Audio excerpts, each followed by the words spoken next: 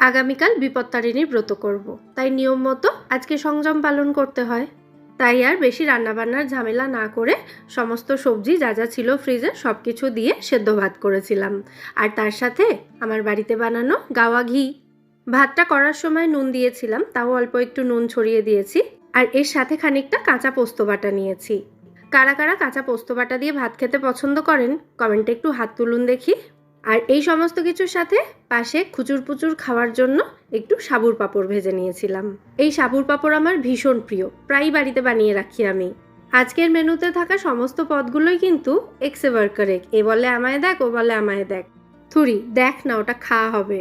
আগামীকাল তো আবার 13টা লুচি খাওয়ার দিন, তো মোটামুটি গতকালকের মাটন এবং আগামীকালকের ওই লুচি, এই দুটোকে ব্যালেন্স করার জন্য আজকের খাওয়া দাওয়াটা একদম হালকা ফুলকা রাখলাম।